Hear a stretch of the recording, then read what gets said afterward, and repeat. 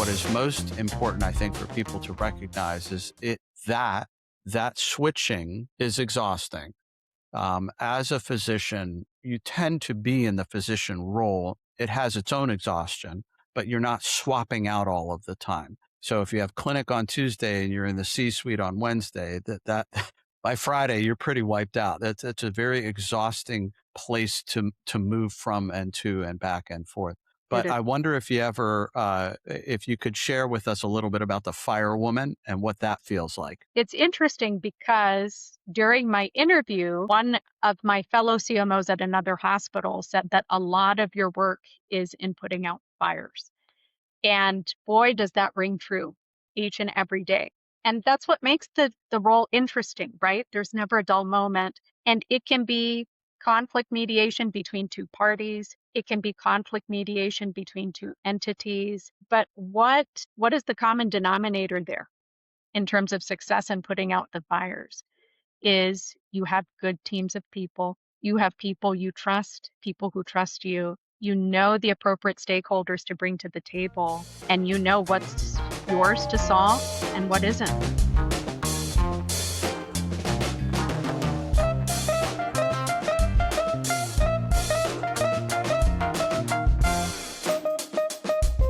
Hello and welcome to the Fire Chief Podcast, the only podcast dedicated to the Chief Medical Officer. I'm your host, Lee Scheinbart, and along with the fabulous team at the CMO Group, we bring you the most crucial conversations in healthcare and physician leadership.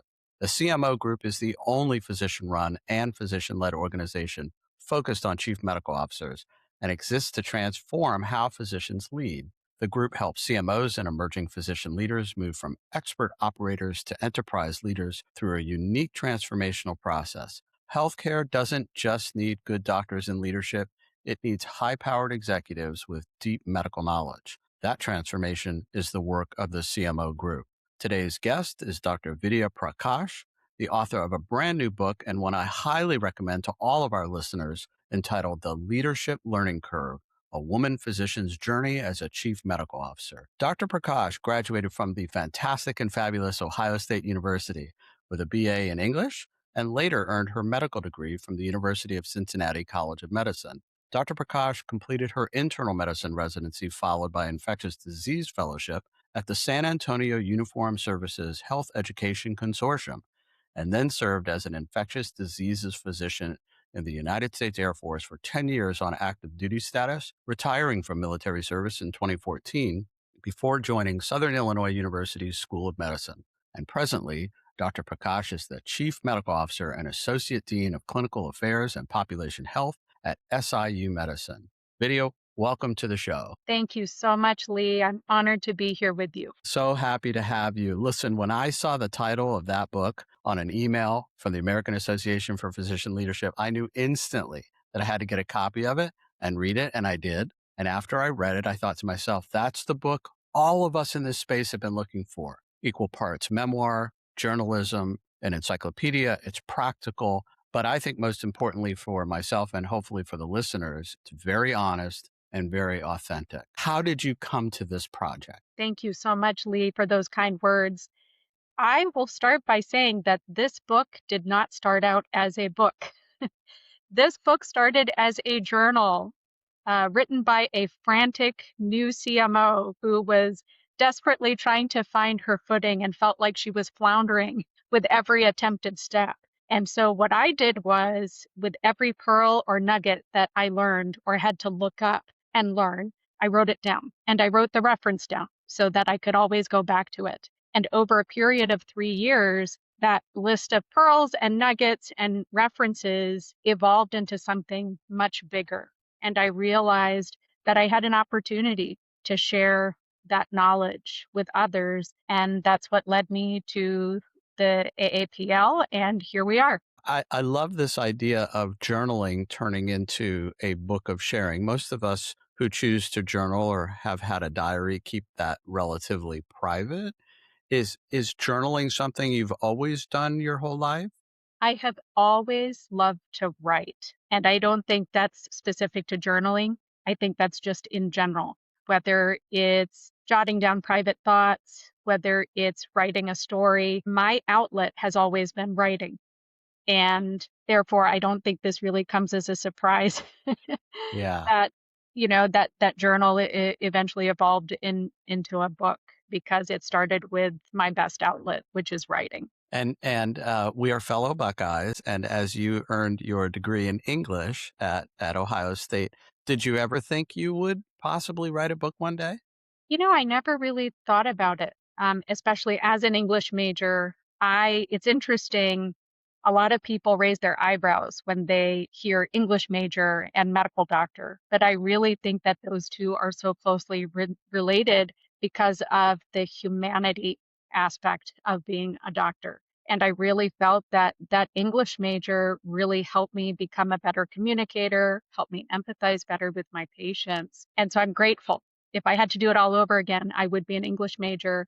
And to answer your question, I never sought out to write a book with that English major. It was closely tied to the profession that I chose, which was being a doctor. That's a great connection, and I agree with you that doctoring is a human experience, Yes. and learning about what it takes to be a better human, whether it's communication through the act of writing or speaking, connecting with other people, understanding the humanities as you describe it, are critical components. And I think this is going to convey to our listeners as we begin to talk about the book. So, one of the most interesting things that caught me very quickly is that you state one of the biggest misconceptions about chief medical officers is that perhaps they need to know everything. Someone begins to put that into our brain, or we put it into our own brain. When or how did you begin to realize that that is not exactly accurate, much less very fair? I think that's a great question, Lee. And one chapter in my book, which is entitled Retreat, really gets to the heart of that question. And so I talk about how members of the executive leadership team, there were no more than 5 of us sitting around the table. We were talking about uh, an essential problem, which was making the revenue cycle more efficient. And when you break down the revenue cycle, it includes coding from the physicians, it includes billing from our billing experts, but salient pieces of that are access to care and the patient experience. And so all of us were sitting at this table looking at it as our problem to solve.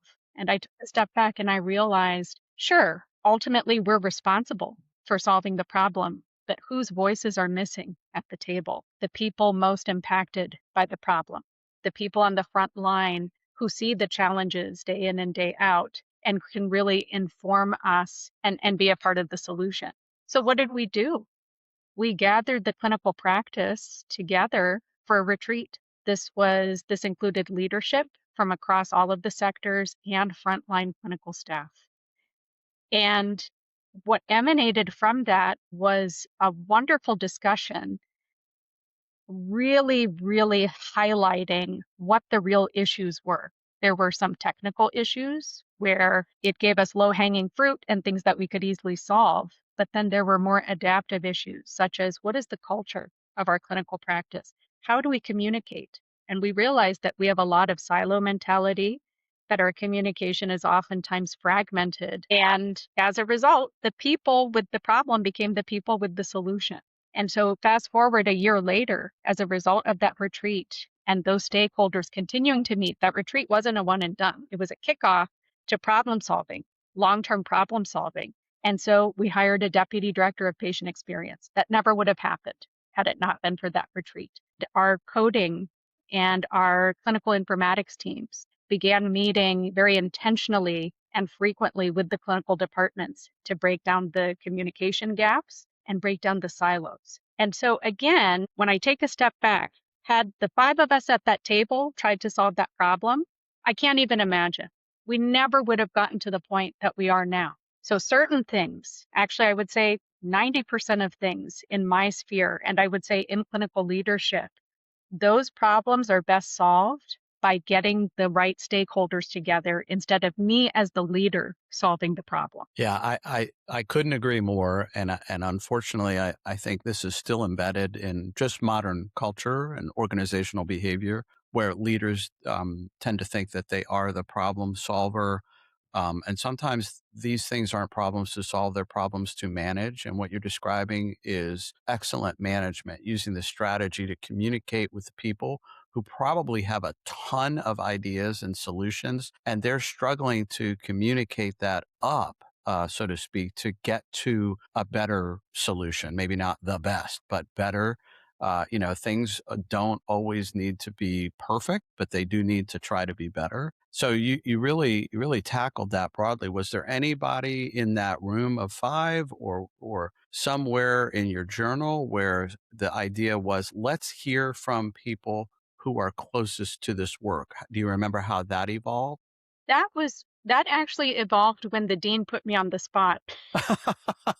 That's always a good place to be. It was. And this is what I love about our current dean, Dr. Jerry Cruz, is that's how he leads.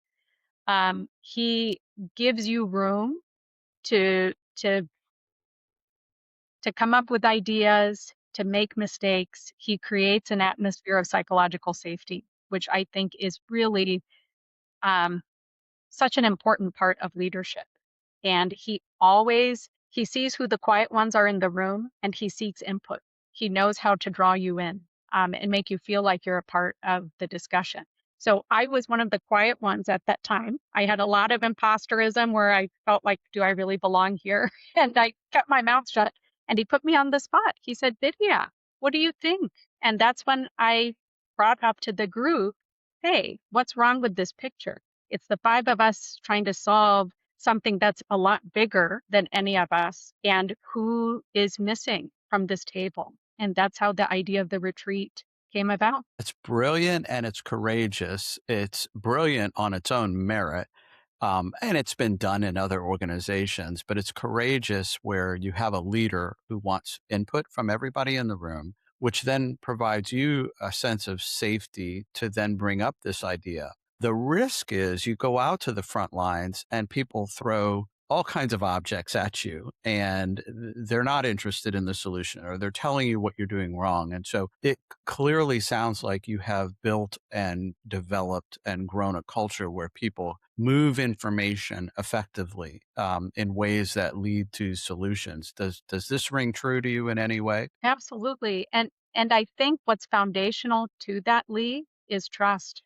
When I started my role, one of my biggest opportunities was to cultivate a sense of trust between all members of the clinical practice and the central leadership team. When I took on the role, there was very much an us versus them mentality, and the relationship was adversarial. Cultivating that sense of trust started with things like the retreat, where now our clinical practice felt that leadership is listening. They want to hear my perspective.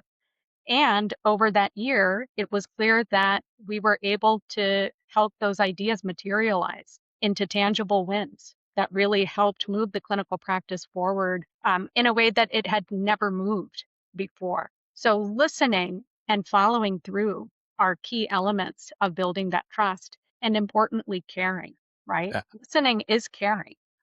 Yes, and I think you just outlined the real job description, and you and I have talked about this in the past a little bit, and you sort of anticipated where my mind was going. The job isn't to know everything. Clearly, we've articulated that. The job isn't to solve everything. The job is more about that connecting the space for safety, the development of trust. That's what I'm hearing.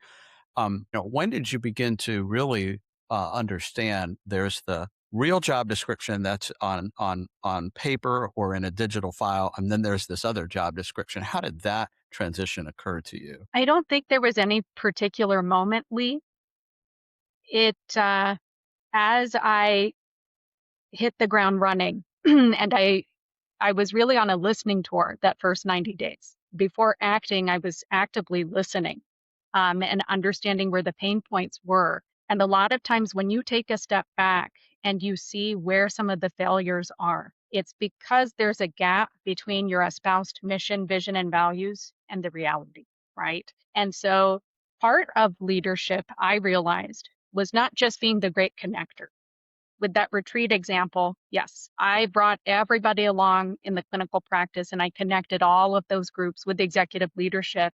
And we were functioning as one cohesive team instead of several fragmented teams. But the other piece of that was in my leadership role, it's my responsibility to align everybody along our mission. And when I see tensions, 9 times out of 10, it's because there's misalignment between what the reality is and what the mission and the vision are.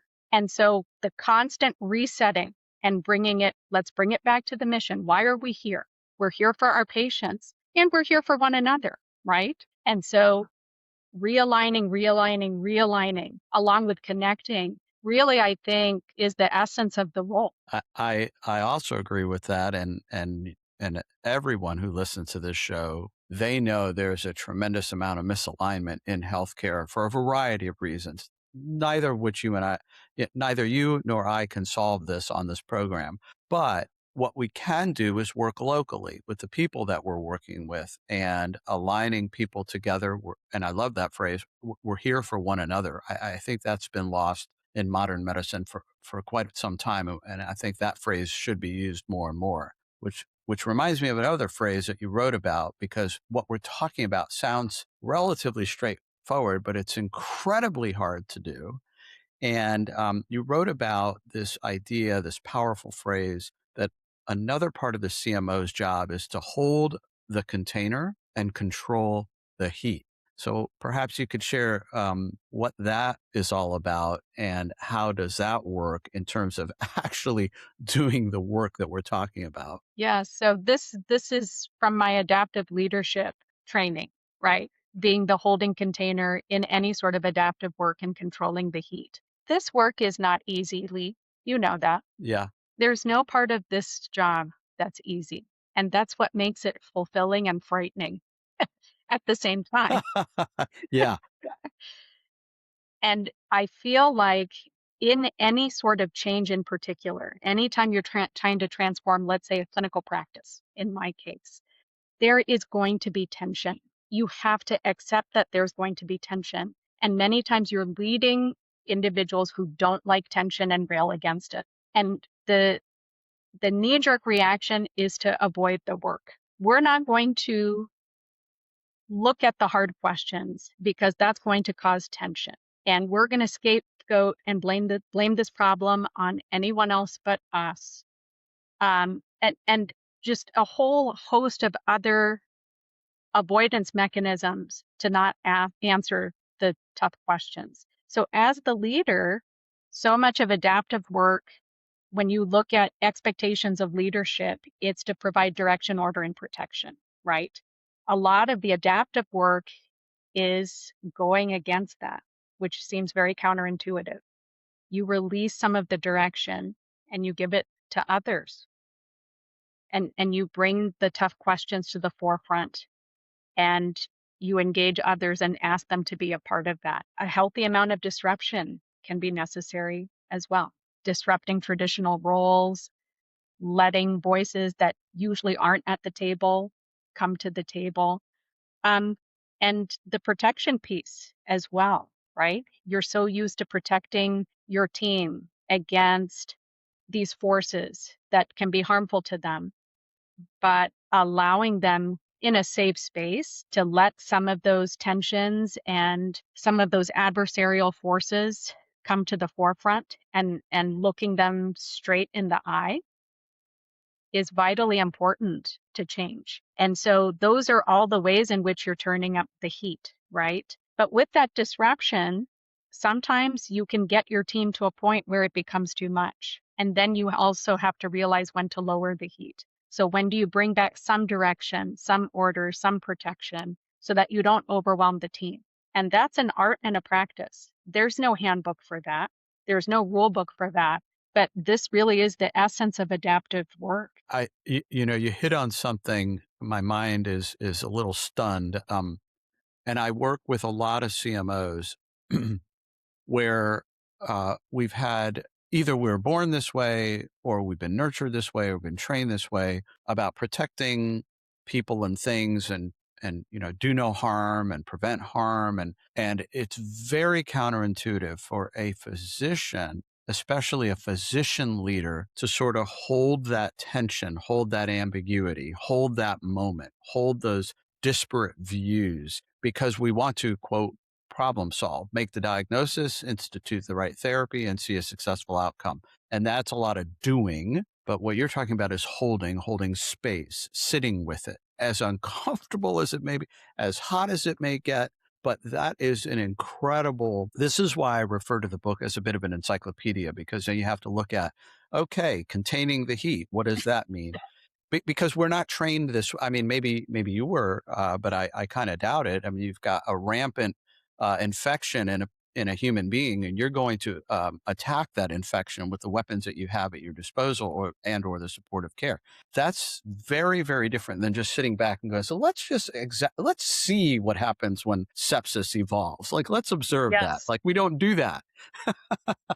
But in leadership, we do want to bring in all of those organic behaviors and see what's happening in order to modulate and get to a better outcome. Because human behavior is very messy, and it's very, very different than sort of our clinical training. Does any of this make sense to you? It totally makes sense. It's not easy. It's not easy, and we're not all equally capable of looking in the mirror, especially if somebody puts the mirror in front of us, developing that introspective self-awareness of what is my culpability or responsibility here to improve myself to be a better and more effective leader. That's what I'm hearing. Is that what you're suggesting? It is. Yeah. I have to say, I love your let's let the sepsis evolve analogy, which as an ID doc, I cringe when I hear that. But it's so true, right? Physicianship, it's very linear in patient care. History of present illness, you gather all of the data, you put together your problem list, differential diagnosis, you order the tests, you render the treatment, and all in record time, right? Because what is the outcome? People die. People die. And that's been ingrained in us. Right. So to step away from that to a very different way of looking at problems in leadership, that's a stretch. That is, and that is this in my own way, and I won't superimpose. This is what I see in adaptive leadership in part. But physician leaders have to transform from being physicians into leaders.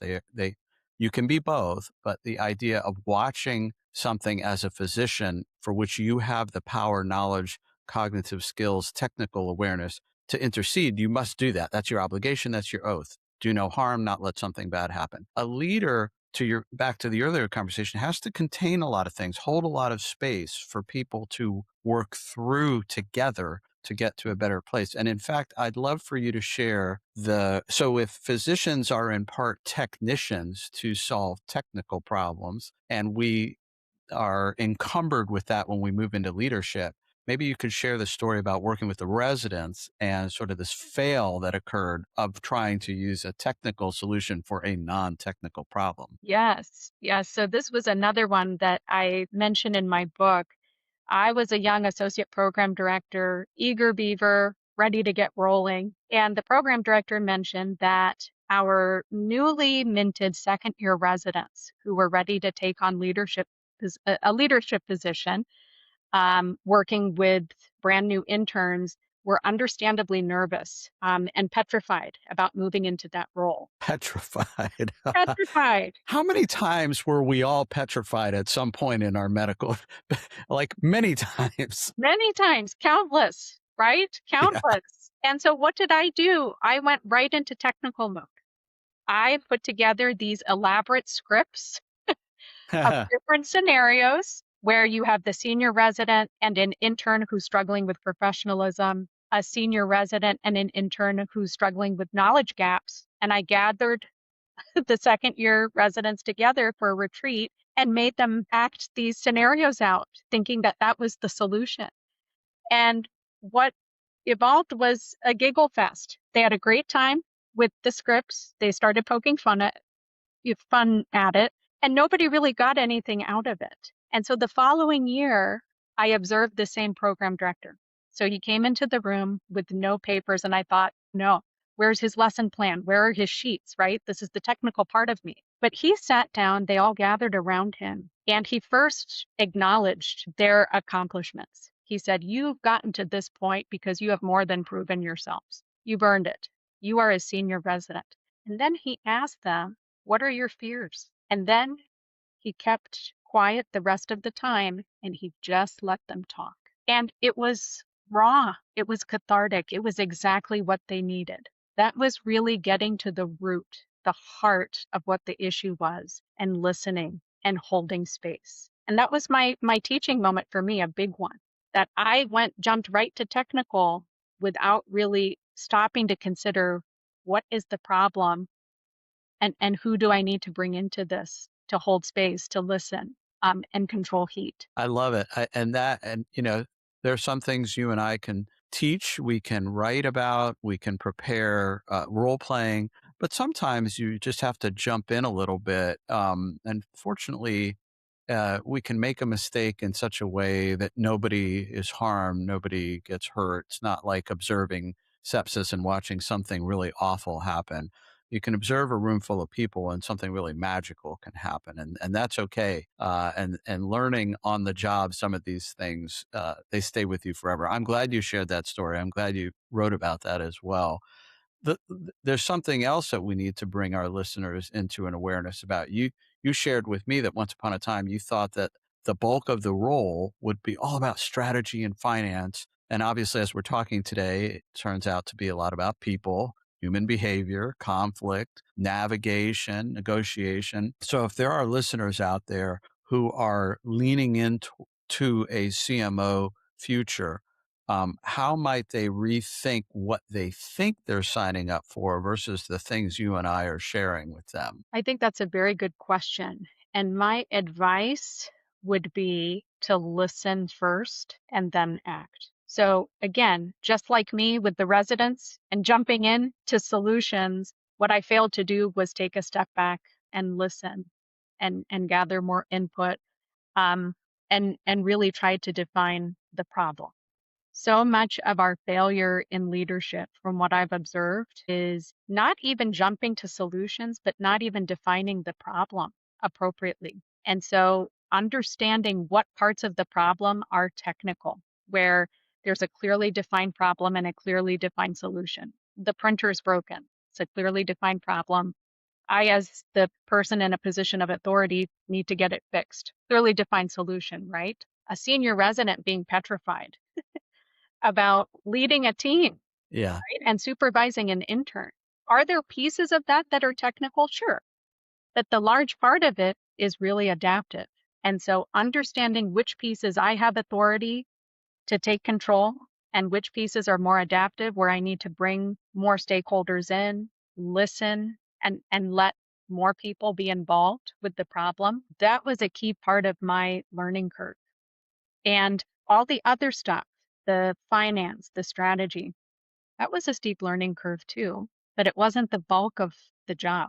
The bulk of the job was knowing who my stakeholders are, knowing who the appropriate ones were to bring into the problem, and defining the problem correctly in the first place, which would set us for the best chance of success in developing solutions together, developing solutions collaboratively. Yeah. And one of the net effects, intentional or unintentional, is trust building. All of that work amounts to a yield that pays dividends all along the course of whatever people are trying to accomplish. Now there's a nuance here for some of our folks that I want to explore with you. There's a small risk that if you're on a listening tour for 90 days, you're listening to the different issues that are there and you're looking on your job description and you're not finding this skill, this technique. And then you realize there's this tension or this heat and you lean into it, and you've written about leaning into discomfort. And sort of the risk is people think you're not doing anything. Like you haven't solved a single problem. You used to round on 25 patients and look at what you could do in a day. And now you're not doing, now you're not doing any. So how do you as the leader know that you are doing the right work that's not written in the job description versus avoiding it. And hinted at it earlier in the show. How do you, Vidya, recognize that you're doing the right work and articulating to your boss or your boss's boss or your peer group that you're doing the work? Great question. I think in leadership, there is no such thing as over communication. And I see that struggle even now. There, especially around change, there's a lot of anxiety around, are you sure we should communicate this? Does this really need to go out? And my opinion, and from everything that I've experienced in this role, is that you actually get in more trouble when you don't communicate than when you do. So let's take, for example, my first 90 days and my listening tour. I would send frequent communication back to whatever groups I was talking to about, this is what we talked about and this is what I heard. Correct me if I'm wrong. And these are some of the things that I'd like to engage you in further to help solve some of these problems. And here's some of the low-hanging fruit where we've been able to tackle some of the issues that you brought to my attention. I actually did, I'm chuckling when I say this, a hostile takeover of one of our marketing newsletters that was sent out regularly. It was for the clinical practice. And I said, the CMO needs to take charge of that. I want to be able to be the one who narrates that. And that's another way in which I'm sharing with my clinical practice how much I've listened and what's been accomplished and what's in the works. It's interesting because we started doing town halls early on for this very reason, because I wanted people to know that I was listening and I wanted their input. The first town hall was very well attended, and then it started dwindling. Not because people didn't care, not because they didn't want to be a part of the conversation, but we were so taxed in clinic and dealing with staffing shortages that staff, in particular frontline staff, if the decision was between attending a 1-hour town hall or working on their burgeoning list of tasks, they were going to choose the latter. So what did we do? That was kind of a fail, right? So we pivoted. We started walking around the clinical practice. And what we do is we have a note taker with our core team, and we write down everything that everybody has said. And those are items that we follow up on. And we circle back to whoever it was that made the comment, who had the suggestion, to make sure the loop is closed. So it's a long-winded way of saying that communication, communication, communication. There's no such thing as over communicating in this work. Yes, and in addition, to round this out, it's also when you are listening, whether you're at you go to someone or someone comes to you, effectively manage what you hear and close that loop through communication. Yes. Because so there's two competing things. If the speakers feel like it's falling on deaf ears and never gets resolved, or there is no feedback or communication, hey, we did bring up your point. Here's what I advocated for. We're not going to be able to solve it right now. We're going to put this, to the next quarter. But here's the other thing we were able to do. If you don't close that loop, people will quickly find something else to do with their time. They won't trust you. They won't believe in you. They won't give you any sense of credibility. And you bring up the really valuable point, which is still active almost everywhere in healthcare. There are other competing uses of my time, like working out an immediate problem, an event, a staffing shortage. So I've got to choose, where's my time spent? If you don't make the time in the room valuable by fixing things, solving things down the road and communicating it, they will see no value in showing up, to your point. And it's not that they dislike it, but they have something that's immediately more tangible, like going to where the staffing ratio issue needs all hands on deck. Am I making sense here? Absolutely. And I think this brings us back to trust, Lee. Yeah. Have Yeah. you ever, I don't mention this in my book, but this has been something that's been very valuable to me in leadership. Have you ever heard of the Thin Book of Trust? I have not. Yeah, it's a great book. It's a little book, so easy to read and great for retreats for teams. So the Thin Book of Trust talks about how trust is built on 4 key pillars. First and foremost is care. People need to know that you care about them, that you generally care about their well-being, that you care about them as professionals, and people with lives. outside of the workplace. The other one is sincerity. People need to know you say what you mean and you mean what you say. The third is reliability. And so a lot of what we're talking about with the communication loop, that's showing them that you're reliable, that you're not going to drop the ball on things, that you're listening and you're following up on it. And the last is competence. They need to know that you know what you're talking about. And so much, everything that we've talked about so much, not just for this particular issue on communication, but leadership in general, those are the 4 key areas that you need to really nail in order to garner trust, not just for your immediate team, but for the people that you're leading, the masses. When did you come into awareness of the existence of this book? It was from another retreat that I was a part of at our institution. And it's one that really resonates with my team. I shared it with my team, and there were so many aha moments about it, especially in those specific areas where there can be breakdown of trust.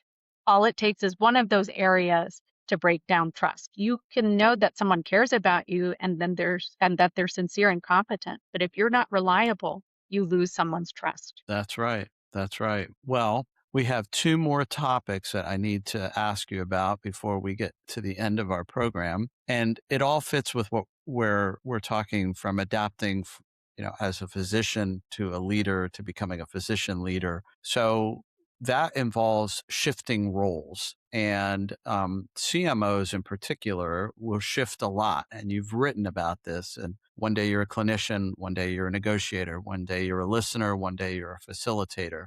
And in your case, you describe, your role as a mom, your role as a wife, and something you describe as the firewoman, if I recall. Yes.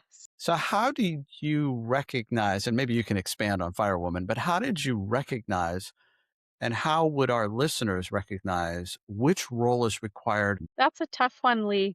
And that's not one that I can answer immediately. What helps me though?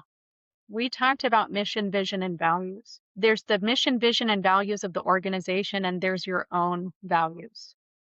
And always bringing it back to your personal values and that of the organization or your family or whatever sphere it is that you're leading it.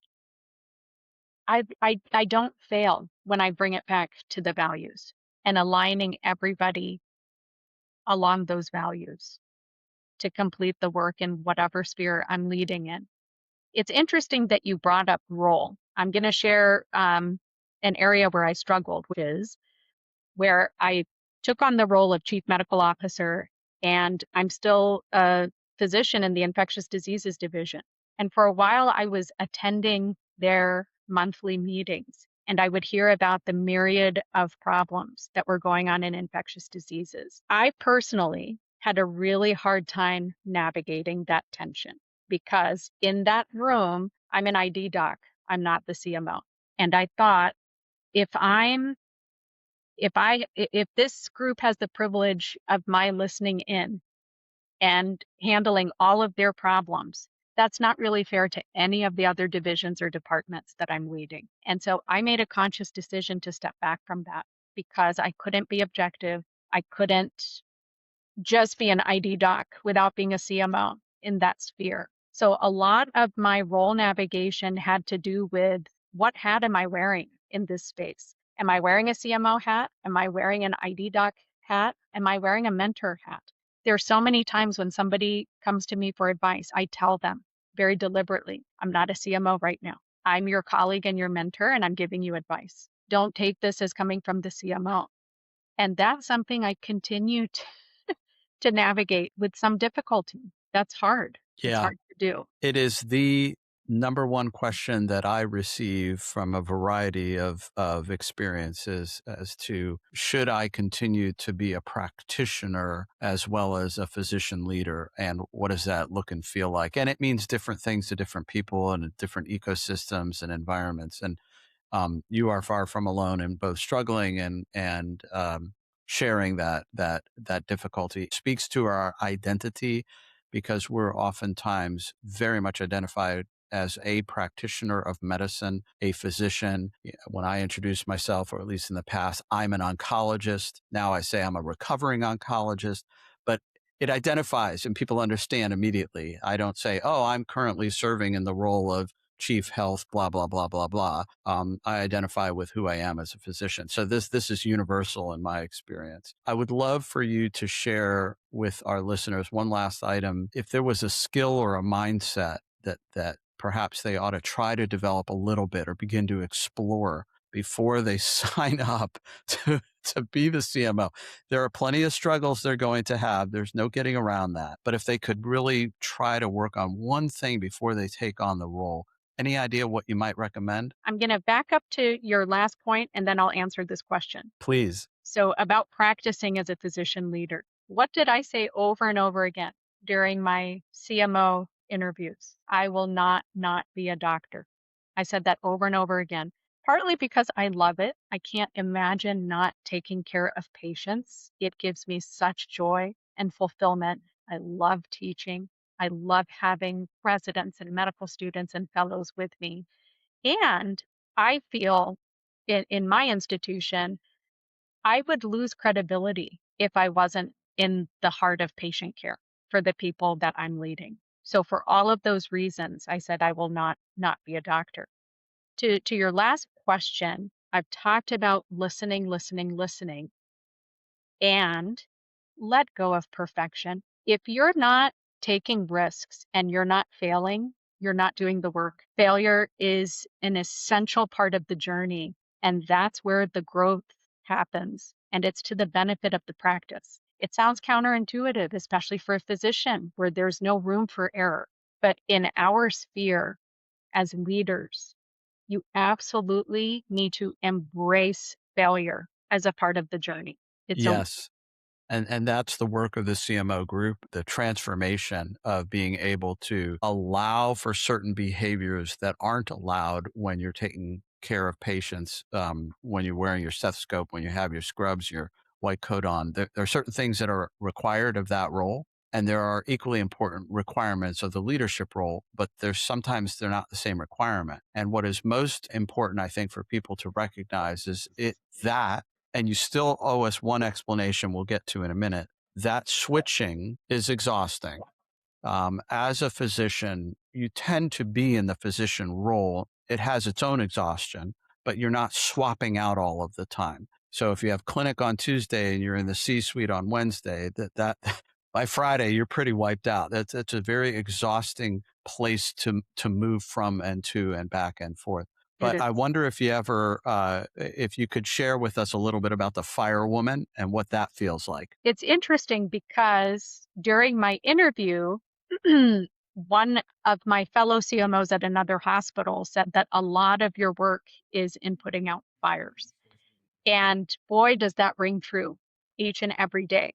And that's what makes the role interesting, right? There's never a dull moment. And it can be conflict mediation between two parties. It can be conflict mediation between two entities. But what is the common denominator there in terms of success in putting out the fires is you have good teams of people. You have people you trust, people who trust you. You know the appropriate stakeholders to bring to the table, and you know what's yours to solve and what isn't. That's nicely put. And that's why we call it the fire chief, because you're the chief of all the firefighters and you're putting them out right alongside everybody else.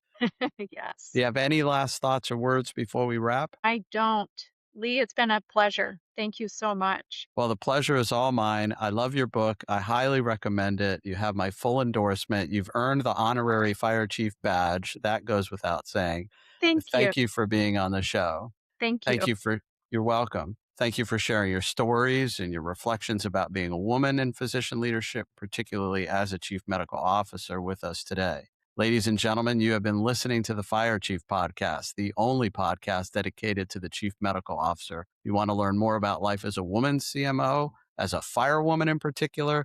You want to share your own stories with someone who can relate, then contact Vidhya on LinkedIn. If you want to learn more about your own physician leadership development and how to transform yourself and become a CMO, then contact me and I'll set you up with the CMO group and everything you need to lead in healthcare.